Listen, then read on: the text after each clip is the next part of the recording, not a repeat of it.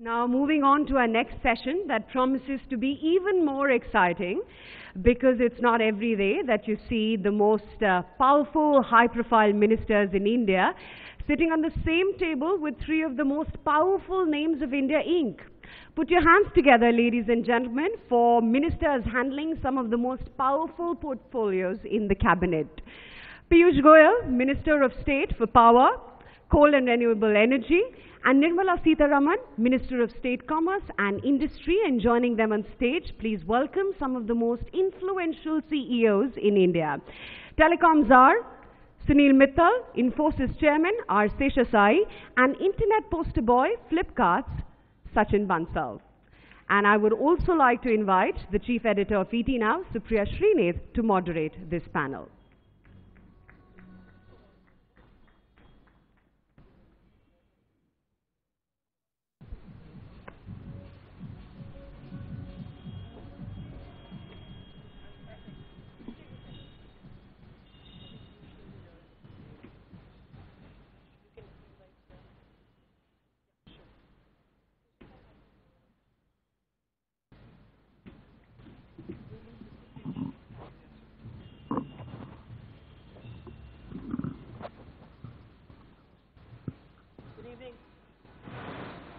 Good evening. This is a shout out for Piyush who seems to be on a phone call. If he's on Airtel, Mr. Mittal should be a happy man. Otherwise, we'd want you back. Okay, why don't we just begin before Piyush Goyal comes and joins us. And the whole idea and the whole conclave theme this year is the big leap. What do we do to put India first? And I can't think of better people and better minds to put together on this one. But I will give the first voice to the ministers, to the policy makers here. And Ms. Sitharaman, if I may start with you. It's a foregone conclusion. Everybody calls India a beacon of hope. We are an oasis in an otherwise troubled neighborhood, in an otherwise troubled world. But this isn't a very insular world anymore. We are seeing the world being very distorted, whether it was Brexit or to some people's surprise, the win of Donald Trump. We are obviously not decoupled. We are coupled with the world. The question is, how does India win in this volatile world? What is it that we do ourselves to sustain our own growth despite what the world is witnessing around us? Well, first thing I would think we'll have to keep steady, not really get carried away by extreme developments around the globe. And I think in that our industry is fairly level-headed. I've at least very closely monitored the situation for the last 2.5 years. I can say the sense of caution, the sense of balance, and the sense of priority with which our industry deals with it, with its agenda itself has stood by India. And I'm sure with the government which we represent, which is keen to hear, keen to respond, is always ready for suggestions, I suppose we'll be able to hold out. Fair point indeed. We began the discussion while we were waiting for you to end that call, Mr. Goyal. The question that we are asking is that we are living in a very different world, and yet we are very, very coupled with the world that we live in. What is it that India does which will help us win? Okay, we're going to have your mic back. Thank you very much, Mr. Piyush, for that. What is it that India does which will help us win in a world that is not so easy to do business or trade with increasingly? You see Brexit, you see Donald Trump. There is a rise of very protectionist trend, and yes, yet we are very coupled with the world. What do we do to generate that own growth momentum? I think we are exaggerating the problem in the first place. First of all, whether it's Brexit or the Trump victory, we should get out of the psychology that some catastrophe has hit the world. After all, there are systems. In any system, there are processes. The world doesn't move only on election rhetoric. So I would suspect that America is also not going to swing as sharply as some people make it out to be. As far as Britain is concerned, in a post-Brexit world, I think India will have great opportunities. We can encash that opportunity, and if at all they have problems with the rest of their neighbors, it will be a great time for Indian companies to make their presence felt there. But the big picture advantage that India has, that all of these countries, be it America, be it European countries, would look at leveraging, is the huge billion-plus people the marketplace that India offers, which will almost attract people from across the world to want to do business in India. And given the cost structures or the comparative advantage that is available manufacturing in India, I think they have no choice but to make in India, both to serve India and then serve the world. And I'll just share one small example. Recently in Sweden, the power minister, the energy minister of Sweden, actually told me, and I asked him whether I can quote him, and he said, yes, please do.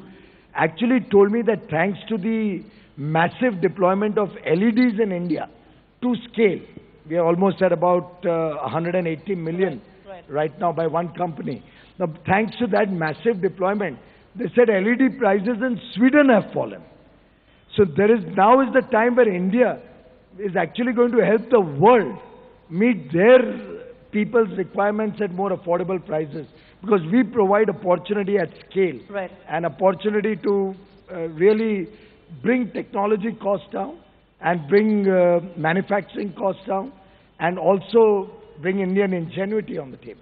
So talking about opportunities, I don't want this to be a discussion about taking stock. It's fortunate that we are speaking at a time when the government is going to clock in its half-term in office. But at the end of this discussion, we should have 10 broad themes that the government needs to focus on. Mr. Mittal, I must begin with you. What is it over the next 2.5 years that you would want the government to do that hasn't been done? What should be the focus areas according to you? And all of us in this space here and on the panel here acknowledge that plenty has been done. Yeah, I think what we really need to first of all look at is there is a shrinking global growth, and that's a fact that can't be denied now. And there's a rising Indian aspiration. So there's a clash at the moment globally where the markets are shrinking globally. WTO has set the growth rates down from 2.5% to likely to be at 1.8% this year. And this is going to be the 5th continuous year where the globe will see less than 3% of growth. And that's a serious global issue. Within that, India, as we all know, is doing extremely well, and the world is coming to India, FDI is rising, but our aspirations are rising. So we have to find our aspirations within a smaller global growth rates. And that's a challenge, and I think that's where ministers who are present here today need to completely focus on charging many of us who are here from industry and the trade to ensure that we double up our efforts. In a shrinking global pie, how do we increase India's growth rates? And I think a lot of things are being done, and 3 of us are here from the technology world. The massive, fierce debate, noise, buzz around demonetization actually plays into people like us in a positive way, because we are all for digitization of Indian economy. And let me combine that with the other factor that is at play is the growth that is coming through, small globally and it's reasonably good in India, is a jobless growth. And that, to my mind, is a cause of worry for political leadership as to how do you ensure that while we are growing at a reasonable clip of 7.2%, we are generating enough jobs for the country and a country as young as India. You've actually cued me to my next question. I wanted to get a reaction from the ministers, but I will combine and get a reaction in just a bit. Because, Mr. Seshasayee, when we talk about jobs, there is always, in the same breath, we speak about manufacturing. You've, of course, had your skin in the game as far as manufacturing is concerned. Jobs is a key challenge. What is ailing us there? Is it because the manufacturing model, the manufacturing, the means of manufacturing have changed so much with automation and artificial intelligence? Or is there some part of the pie that we are still missing, that we still don't have? I think, firstly, the fact that the global growth is slowing down, and the fact that we also are seeing some trends. These are not catastrophic trends. We tend to exaggerate the political events as being catastrophic. I don't think Trump or Brexit are really that much impactful. But clearly the trends like the technology, automation trend, and the trend towards a little more of protectionism, to walk a little backwards in terms of opening up. So you see that the ground under our feet is shifting south when you're wanting to go north, and that's what Sunil was saying, that we really have to double up our speed in order to make this progress happen. And from that point of view, I think the biggest challenge that we have is the issue relating to job creation. Now, that's again where the trend is moving south. Whether it's manufacturing or in services, automation is certainly going to have an impact in terms of not merely the quantity of jobs that you create, but also the quality of jobs that you create. That's undeniable, and that's not something which we can wish away. There is an inexorable tide of technology which we cannot fight, and we have to accept it. So therefore, the challenge is within manufacturing, do we see job creation happening despite this kind of automation? And will these manufacturing jobs get created by merely feeding the demand from India? My sense is no. Non-linear growth in manufacturing will happen only if we plug ourselves to the global demand. Today, if you look at it, there is no capacity constraint, there is no issue of supply constraint. India is getting all that it needs in terms of manufacturing goods. Indians are getting everything that they need. If we do therefore want to have a non-linear growth, it's got to be because we are doing it for the rest of the world. And I think that can happen only with the kind of new technologies that are coming in, particularly in the electronics, to some extent also in defense, which we have not been, in the past been focusing, which is now beginning to get focused. So we need to create a larger base of new sunrise industries which can get plugged into a global demand, create that ecosystem for us to create jobs. That's not easy, but... Nothing is easy for the government to achieve. But I'm going to direct the question to both of you, and let me start with you, Ms. Sitharaman. The bit that has been said, growth is only good when there is job creation. Over the next 2.5 years, I'm presuming your focus will be to do that. But some of the constraints that Mr. Seshasayee pointed out, or the challenges that Mr. Mittal pointed out, what is going to be the focus area to create more jobs? And a lot of people here perhaps believe, and commentators have written, India is naturally inclined to a services economy. Why aren't we focusing more on there? There's abundant talent there. Are we chasing manufacturing? Because the nature of manufacturing is changing. I mean, just to pick your brains on that to begin with. Well, I don't think we are overemphasizing on manufacturing, but we need the manufacturing base to get going with absorption at a level which we need. The scaling up of employment is not going to happen by trickles which can get into, let's say, the IT-based industries. Services is just not IT-based. It is widening. It's got a wider scope, for which, again, our manpower is not adequately trained. So what we are doing is, whilst we are focusing on manufacturing, so that large absorption of labor force can be brought in when you're placing emphasis on manufacturing. Again, manufacturing not on the big scale alone, but looking at SMEs and focusing on SMEs and promoting SMEs. But the shift and the emphasis, you're right in saying we have to place emphasis on services, because India is, I think, progressively moving towards a service sector, dominant economy. We already have nearly 51% of our GDP coming from services. This government is widening the base of service sector. We are getting international recognition for many of the things that our service sector can provide. But the service sector also has a problem of the kind of skills which is required, skill set which is required by youngsters who can get a job in the service sector also. Therefore, this government is at the same time investing in skill development, looking at each pocket for itself, mapping districts to see what is the service requirement which will be, skill sets which will be required in that district, not blindly training everybody to be A or B, but requiring them to be adequately trained for that set of skills which will be required in the place where they are. And at the same time looking at manufacturing base to be widened so that the contribution of manufacturing sector from what it is today, somewhere between 13 to 14% to the GDP, to rise to 22-25%. So it is a two-pronged strategy. You're looking at both the service sector and manufacturing. Again, also looking at the exodus, I'm sorry to use the word, but it is that, of labor, which is going to move out of agriculture. Right. They will have to be given adequate, at least some kind of a basic training so that they can get into some kind of a low-end jobs, at least in the manufacturing sector. So there is a strategy for both manufacturing and for services. So, you know, upskilling, of course, is one part of the issue that you have rightly addressed. But Mr. Goyal, and I'm not going to spend a lot of time on demonetization because the previous panel spent about 40 minutes on that. But I must ask you a counter question. Demonetization, GST, these reforms that India needs is going to make a lot of jobs redundant. And add to that automation and artificial intelligence, we will need very few, you know, the kind of jobs that have been traditionally spoken about. Is that a challenge, and do you see that as a focus area of the government over the next 2.5 years? Well, first of all, let me tell all your viewers that this government, from the day it came into office, has worked to a plan, and in that plan, one of the critical elements has been job creation.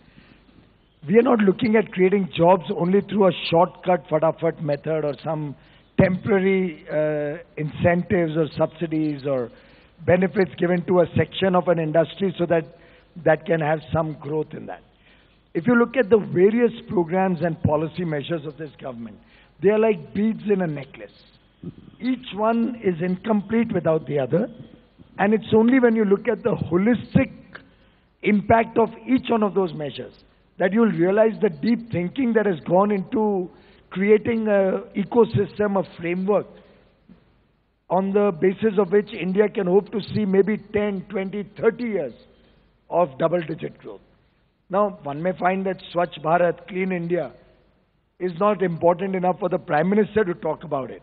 But its dimensions on different aspects, whether it is health, whether it is tourism, it has game-changing dimensions in a plethora of areas of the economy. Unless you have Skill India, you're not preparing your children for a better job profile or a better income ability or working opportunity. Unless we go digital, we won't be able to meet the kind of technological challenges and integration with the rest of the world, particularly in precision engineering that Mr. Seshasayee was talking about. Now, each of these, including GST, including demonetization. After all, what is demonetization? It's a question of providing equal opportunity to all stakeholders, all people, to work in a new ecosystem and let the best benefit out of it. Instead of a system which drives everybody to cheating or gaming the system or evading their taxes because somebody else did it. Right. Similarly, think of the impact. Let's say any amount of money is uncovered out of this at the end of this demonetization. When put to use to encourage specific sections of the economy, let me just throw a hypothesis. Suppose housing is given an impetus with a huge interest subvention scheme to promote affordable housing, to promote the housing sector. If you recall, NDA 1 had created nearly 60 million jobs from the construction and infrastructure sector.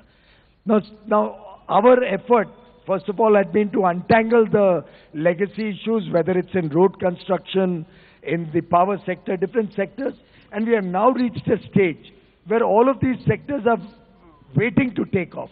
My own schemes, we are not finding enough contractors to bid for $20 billion worth of schemes for rural electrification and upgrading technology in the power sector. Now, all of these things are going to give mushrooming job opportunities, and demonetization, in fact, will give that last impetus to manufacturing and industry and services and the very pride of doing business honestly, which will, I think, help us integrate with the world. World wants to work in an atmosphere where they can be assured that they will not be short-shafted by somebody else, wants to work in an atmosphere where they won't be hauled up by the American government or any foreign government for corrupt practices in any third world country or any developing country also. And I think that's the ecosystem we are trying to create. I'm a news hound, so interest subvention for housing did not miss my nose at all. But Sachin, I'm going to get this discussion to you now because you represent the new age businesses, you represent the internet businesses, so to say. I'm actually curious to know, are things a lot better than they were 2 years back? From a regulation point of view, are policymakers better adapted today, understand and empathize with the needs of your businesses? And what more needs to be done to see the meteoric rise that's perhaps potentially possible for a sector and for companies like yourselves? Yeah, I think technology a little bit like manufacturing or electronics manufacturing has not been traditionally the focus area from a policy point of view. And but before I talk about India, I'll talk a little bit about Europe and China, what is happening over there, right? So Europe today has almost no internet technology ecosystem of its own. There are no technology companies coming from there. Capital ecosystem is absent over there as well. The talent ecosystem is also missing because of just the companies not being present over there as well. And now we are seeing the tussle between the governments and the internet companies to collect taxes from them, right? So there's a constant push and pull, and companies are finding ways to avoid those taxes. While if you look at China, China has focused on, like with sheer focus, they have what they have done is self-reliance, right? Reliance on their own industries or in their own companies to build their ecosystem. They have a great capital ecosystem, great talent ecosystem. They have a huge, large set of companies which are going global, which are going to now go out of China, go to Southeast Asia, Asia, Africa, and other countries to start doing business over there. And we will see, and we are seeing also the amount of contribution that they have made to the growth of China, right? So the local solutions that they produced are tremendous. Tremendous in solving the local problems that they have done, and that wouldn't have been possible if they had adopted the Europe model over there. So I think India, and I wouldn't say that it was a regulatory oversight, because just that there was no ecosystem at all in India. I mean, till 2-3 years ago, Indian internet companies were way too small. Are things better today? I think today, now we have a mixed situation in India where we have a few internet companies of global internet companies operating in India, and we have a few local internet companies that are coming up pretty fast as well. And we are seeing a interesting situation where local companies are actually able to produce great quality products. And internet companies tend to be natural monopolies in the space that they operate. We have some of our own in India. In the short term, there may be multiple players, but long term, there are single companies which will dominate the market. For example, in search, we have Google. In social, we have Facebook or WhatsApp. But in other things, we also have our own Make My Trip, Naukri, and Zomato, and others who are dominant in our own spaces.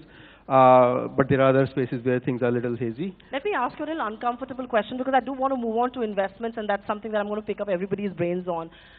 India is a great market, and most of your big internet rivals from overseas have made a beeline for here. Has that been detrimental for players like yourselves? Because they obviously have a natural advantage. I think we have to face global competition, and that has made us better, for sure, and there's no question about that. The challenge has been that a lot of our cash burn, a lot of our cash is going into discounting, which should be going into R&D, creating technology, creating infrastructure. And I mean, for somebody like in a taxi space, 80 or 90% of their cash will be going into discounting, right? So that's not a great use of cash. So that's the challenge that we are facing, I think. But apart from that, I would say that I am very hopeful of technology companies in India, which is, I believe that in 10 years' time, we'll have a very, very healthy ecosystem. Right. Capital ecosystem is developing, and it will become better. Discount always gets my eyes lit up. I don't know, wonder why it got yours lit up. Do you have something to add there? Because I do want to move on to investments. You want to add to the discount bit that Mr. Bansal spoke about? Mr. Mittal, we must turn focus, and this question is really coming both your way and Mr. Seshasayee's way. You know, we always ask uncomfortable questions to policy makers, but I think it's time to grill the two of you here, because you represent Indian industry largely. You represent one of the biggest business houses in India. I mean, and I will laud you. The telecom has invested and consistently invested because of the nature of the business you are in. You meet everybody outside, off record, on record. Yes, India is a shining spot, but the big money is not breaking ground. You're reluctant to invest. And by you, I mean India Inc. is reluctant to invest. Why is that so? I think we have talked about this earlier also. There was a period of some uncertainty. I don't think so we are presently in that position. But if you look at the previous government's last 2 years, 2.5 years, there were so many projects which got jammed at the last mile. And business house after business house was struggling to put those pieces together. And there were projects which had 20,000 crores invested but were stuck for the last 500 crores, 1,000 crores. And when you have a situation like that, and then you started to look at massive pressure coming from the banks, I think very clearly the outcome of that was people were starting to conserve cash for the businesses that were running because they couldn't have diverted cash from those businesses. I think the situation has changed dramatically. We have been able to, in the last 2 odd years with the new government, have got a new thrust. Whether we are seeing Mr. Punjas here, the construction industry, or we look at defense manufacturing. I personally led the charge for 10 years to open it to foreign manufacturing in India. For some reason or the other, the government did not have the guts earlier to open it to foreign investment. And right now, you are now having beeline of foreign investors coming into manufacturing and defense. And when that has happened, companies like Baba Kalyani's company, Mahindra's, Tata's, Reliance, all of them are jumping with investments to match and ensure that they protect their turf.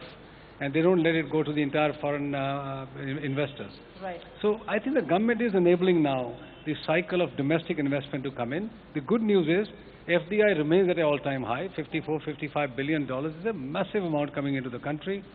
That continues to drive a lot of investment and is now forcing the Indian hand. If you want to be in that space, if you want to remain relevant, you have to invest. Fortunately, telecom has been investing significantly to the extent that some of them are being driven to the ground because you have no choice but to invest. Technology is changing. The government is committed to digitization. You have no choice but to invest. You know a thing or two about forced investments due to competition. But before I take the question to you, we'd like to extend a very warm welcome to Mr. Jaitley, who's joined us. Please put your hands together for our chief guest for this evening. Thank you very much, sir, for being with us, and Mrs. Jaitley as well. But Mr. Seshasayee, you agree that if you have to compete, you have to be in that space, and to be in that space, you have to invest. Have Indian businesses gotten a knack of that? Or are we still a few quarters, a year perhaps, away from where big money begins to break ground? I think we've got used to looking at investment only in the context of greenfield sites, big factories coming out, inauguration of plants. I think that notion has to change because in manufacturing, I would hazard a guess and say that we probably have still about 20-30% of capacity headroom available. And when you are at about 70-75% capacity utilization, I can tell you that in the boardroom you don't talk about investing again in a greenfield site. You would say, what can we do to get more productivity out of what you have on the ground? And productivity in engineering terms, at least in the automobile industry that I've been used to, is something that it's like it's squeezing toothpaste out of a tube. You think it's exhausted, but you can still get something more out of that. And that's the phase that I think manufacturing industry is going through in India now, getting more productivity out of the assets on the ground, which is a good thing to happen because it improves competitiveness of the industry. And it's a good thing to have productivity-led economic growth. But having said this, I think investment is happening. I think the investment is happening in terms of fixing the broken pieces we have, the industries which have become sick as a result of whatever reasons that you have, either in relation to infrastructure problems or in relation to erstwhile policy issues, those are getting resurrected with new investments coming in, and therefore there is certainly investment happening in terms of revival. It's not palpable, it's not in terms of greenfield sites, but it'll happen. It'll happen, as I said earlier on, it should happen not in the traditional industry. Let's forget about creating capacity in commodities and traditional industries. The investments need to be brought in industries which are sunrise industries, in electronic hardware, in services, in logistics. I think there is a huge opportunity and it's beginning to happen. I must pose this question to both of you and briefly I want to touch upon. Have you made your peace with the fact that this is the kind of investment that's happening and the big greenfield factories that we're so used to is perhaps not going to happen? The nature of the investment is going to be this over the next few years. Ma'am, you want to take this first? Well, haven't we recognized that by the fact that when we are talking about certain zones, certain industrial nodes, certain corridors, we are actually talking about creating capacity in logistics. We are actually talking about creating capacity in sectors which are absolutely new, electronic hardware, bringing in the chips, bringing in high-tech industries, These are not industries which have been traditionally in India, but we've shown great potential that we can fast-track growth in them. So I quite go with the argument that Mr. Seshasayee is talking about. We are not looking at investments, cutting ribbons for a traditional industry, factory kind of a thing. Right. We are talking about the newer industries. We are talking about logistics.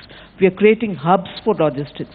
We are also projecting India, particularly the peninsular India, for being the transit hub for entire Southeast Asia. Right. So quite a lot of emphasis. Prime Minister talking about Sagarmala is clearly creating that kind of an ecosystem around ports, which will include many of the things that we're talking about, refineries with high-tech capacities, hardware chips that are being manufactured. These are not small or traditional industries. Right. We're certainly giving emphasis for that. Mr. Goyal, that's an interesting point. Not obsessed with ribbon cutting because there's so much more that's happening around. Is there also peace with the fact that there's big global money that's coming in, the big dollars still chasing India, and so it's all right if Indian corporates are sitting on tight purse strings? No, it'll have to be a mix of various things. First of all, what Sunil said makes a lot of sense. If I have 90,000 megawatts of power plants at different stages stuck for one reason or the other, no new investment can be expected to come in. Somebody will be out of his mind to be putting in new money. So one obviously has to solve the legacy that you get and create an ecosystem where people are happy to start looking at new investments. And I think the last 2 years, under the leadership of Prime Minister Modi, Finance Minister Mr. Jaitley, and this team working day and night to set the past right, it's been a wonderful experience. Today we have, in different sectors, the road sector, for example, you had almost every road contractor was out of pocket and had no way to continue his projects. Mr. Gadkari did some wonderful things to revive that sector. And today we have a situation where contractors can actually put in a bank guarantee, get paid for disputed amounts, and revive road projects and get back into business. Power plants, by and large, I had a power plant, a hydro plant, right, where 95% work was completed in Sikkim. 95%. It needed 500-700 crores more. Every stakeholder was fighting. Who will invest in a hydro plant till the old gets solved? So I think this 2 years we've had some wonderful successes, getting the getting the railway back on track, getting the road sector going again, the power sector for a change. Now we have renewable energy coming in, at least $100 billion. Now that's greenfield. It's not as if we are building on something in the past. $100 billion at least in the renewable energy sector. Energy efficiency is taking center stage. We're looking at replacing nearly 20 million agricultural pumps in the country, and the savings in electricity and wasteful consumption will pay for itself. So the dimension is changing. Look at his industry. Now, I suspect the way the world is moving, it's electric vehicles going forward. And to my mind, 2030 could jolly well be a year where India would be completely working on electric vehicles. Of course, I have a vested interest. I need to sell my power somewhere. Right. So I'm very keen that but in all of this, the government has a very big dimension. Right. It's to bring down our import dependence for import of petroleum products. So we are electrifying 16,000 kilometers to begin with, and finally Indian Railways will be 100% electric. So we'll save hell of a lot of diesel. His own industry uses $2 billion worth of diesel. We are looking at what can we do between with a distributed generation mechanism, right, where all telecom towers don't have to depend on diesel. We are looking at the amount of petrol and diesel that goes into vehicles, both with the advent of new technology and with the Make in India program. Can we get the world majors to come to India and look at deep pocket investments, but huge market of 1 billion people to serve? So, and once we start serving them with the most modern technology, right, then as Nirmala ji said, or as Seshasayee ji said, then we'll start serving the world. So it's going to be a mix of domestic capacity, domestic manufacturing, serving India to begin with international and world-class precision technology, state-of-the-art technology, and then leveraging our competitive advantage, our competitive strength to serve the rest of the world. From and for India and for the world. We're running short on time, and I'm going to take closing comments from each one of you. Sachin, if I may begin with you. China's done a wonderful job by nurturing its own startups. Indian startups still struggling with regulation. You say things are a little better than 2 years back. You have a game-changing reform like the GST coming, which is going to change lives. You've got two policy makers on the panel, and you have the architect of that reform sitting in this audience. What is the pitch you're going to make for companies like yourselves as far as the GST is concerned? Will that compound your problems or actually ease it? Well, I think it will ease it tremendously. I think it makes India a unified market for us, although we are an e-commerce company which operates all over India, but we can't take a unified view today of all of India. The whole of Indian market will become one for us. The movement of goods will become much more smoother. The placement of inventory, placement of goods, the logistics network will be optimized based on costs and time to the customer rather than taxation and ease of movement of goods. I think that will be the largest impact on this, but it is all positive for us. I must ask you, 2.5 years done, 2.5 years still to go. What are the metrics that you and Mr. Seshasayee is finally going to assess this government on its performance on? What are the tick in the boxes that you'll be watching out for at the end of the next 2.5 years? Well, I think as business people, we look for bold decisions. I think that part is very well established. I can't see this government not making big, bold, brave moves, and sometimes perhaps even risky moves. I think that's done now, and I think the job really sits on our side to start to deliver on some of the bold promises that are being made. My expectations for the next 2.5 years would be really in the area of people, ensuring that the advantage that we have on the demographic side, the young population. Ms. Sitharaman has already proposed to WTO to take up the TFA, the Trade Facilitation Agreement for services. This is going to be heavily opposed. I, as the chairman of ICC, am working alongside, talking to the WTO, and already the countries are raising the red flag. We will not allow easy visas, we will not allow movement of people. And so wherever our finance minister goes, and he's on to many, many bilateral and multilateral forums, and so is Ms. Sitharaman, I think one major thing or ask for India by this government in the next 2.5 years has to be, how do we use our people, not only for India, but for the globe?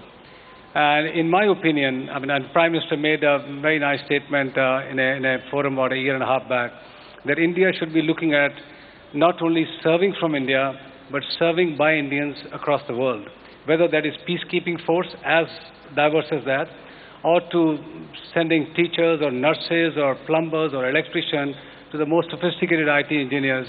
I think that naturally belongs to us. We have to fight for that. And I will look forward to this government ensuring that as we open our country to the rest of the world, which we have opened in a dramatic manner. In fact, today, to my mind, this is the most open economy anywhere in the world. We need to ask for a rightful movement of people from India. That's going to be tough, and I'll ask that question last to Ms. Sitharaman, but what is going to be your metric to judge the performance of this government, to assess it, to call it successful at the end of the next 2.5 years? I think Indian industry and business for far too long has been unidimensional in its assessment, and that is in terms of looking at tax breaks and what do you do for incentives to industry. To my mind, the key issue to sustain investments and growth in this country is all about security and the challenges that we have on the border.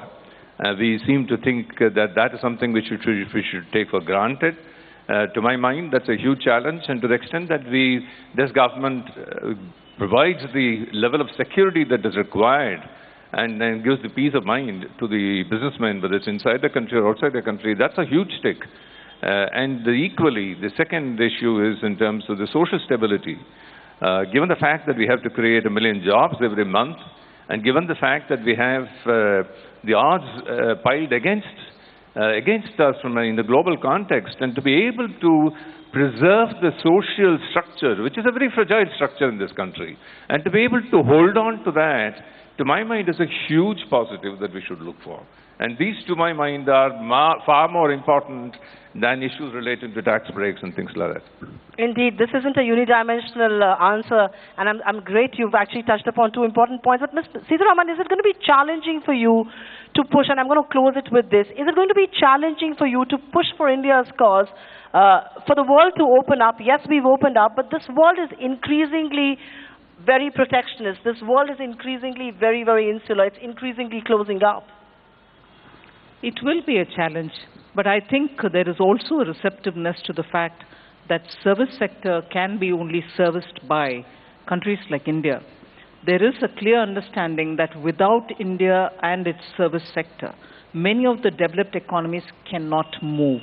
Whether we do it from here or whether we send our people abroad, whether the nature of engagement on services is going to have to be restructured. It is an issue on which, with the support of the government, with the support of the finance minister, because wherever they go, they keep talking about it. They keep pushing our frontiers on this matter. I hope to have some success on that. It's an unusual point that was mentioned, but peace of mind and social stability, to keep the social fabric intact, is going to be equally important. Do you see that as a challenge as a policy maker? Not at all. This government, in the last 2.5 years, has been actually able to demonstrate that throughout the country, we've had peace and stability. On the borders, we did have some incidents, but we were able to give a rebuttal, which has made the nation proud for the first time after so many years, and after which you found a much receding activity. Now you find that after the counterfeit notes which used to support and on which drug money or terrorism used to survive, that war also has been won by India. Recent reports seem to suggest that the terrorists are on the run, running out of ammunition, running out of ability to attack the Indian establishment. And if you see that 2 or 3 times some effort was made to try and create social disharmony, all of them were finally proven to be probably creation of certain politicians or certain media. Other than that, across the country, and a diverse country, as Mr. Seshasayee said, we've been able to maintain real goodwill across the country. Even you look at the current situation, where we've had 7 or 8 days since demonetization. Probably, as many say, it's a historic reform.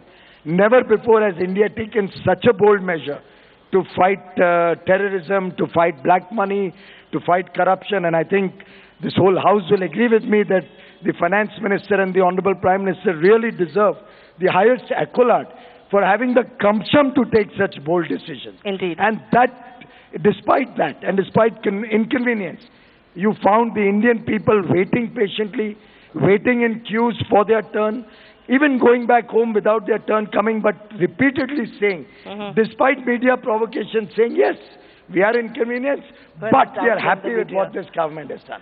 We support this government. Indeed. And that is indeed very redeeming. That's the change of mindset in India today. The Indian psyche today is willing to support bold reform. The Indian psyche today is willing to take a little inconvenience if it is for wider national good, wider good for the country in the long run. And that is what encourages all of us to do better and work more. I think your worst critics will say it was very well intentioned. There may be a debate on whether it could have been better executed. I believe you were referring to demonetization when you said too bold and sometimes risky. But thank you very much for being a lovely audience here. And thanks to each one of you for sharing your thoughts on what will really take India into the big leap and put India first. Aisha, it's all yours. Thank you very much. Find us on Facebook at facebook.com/ETNow and don't forget to click the like button. You can also follow us on Twitter at ETNowLive. To stay updated with all our programming, hit the subscribe button on our YouTube channel by logging on to youtube.com/user/ETNow.